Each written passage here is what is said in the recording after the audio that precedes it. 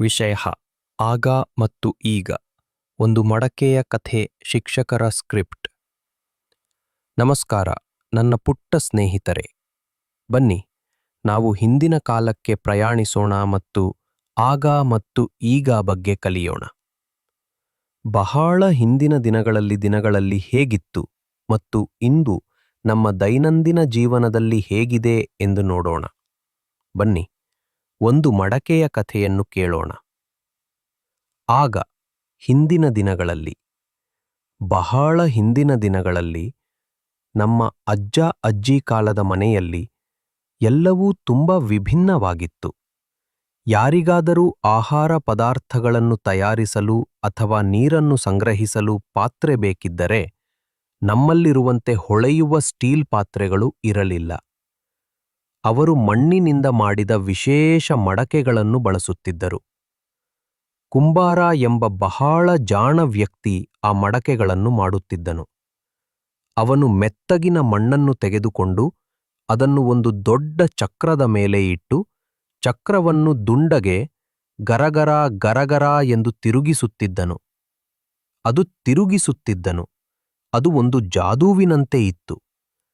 ತಿರುಗುವ ಚಕ್ರವು ಕುಂಬಾರನು ತನ್ನ ಕೈಗಳಿಂದ ಮಣ್ಣಿಗೆ ಸುಂದರವಾದ ದುಂಡಗಿನ ಮಡಕೆಯ ಆಕಾರವನ್ನು ನೀಡಲು ಸಹಾಯ ಮಾಡುತ್ತಿತ್ತು.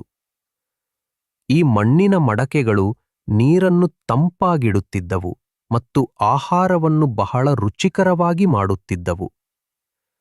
ಈಗ ನಮ್ಮ ದೈನಂದಿನ ಜೀವನದಲ್ಲಿ, ಬನ್ನಿ ಇಂದಿನ ದಿನಕ್ಕೆ ಹಿಂತಿರುಗೋಣ. ನಿಮ್ಮ ಮನೆಯ ಸುತ್ತಲೂ ನೋಡಿ. ಆಹಾರ ತಯಾರಿಸಲು ಮತ್ತು ನೀರನ್ನು ಸಂಗ್ರಹಿಸಲು ನಾವು ಏನನ್ನು ಬಳಸುತ್ತೇವೆ? ನಾವು ಹಲವು ಬಗೆಯ ವಸ್ತುಗಳನ್ನು ಕಾಣುತ್ತೇವೆ. ನಮ್ಮಲ್ಲಿ ಸ್ಟೀಲ್ ಕುಕ್ಕರ್ಗಳು, ಬಣ್ಣ ಬಣ್ಣದ ಪ್ಲಾಸ್ಟಿಕ್ ಬಾಟಲಿಗಳು ಮತ್ತು ಗಾಜಿನ ಜಗ್ಗಳಿವೆ.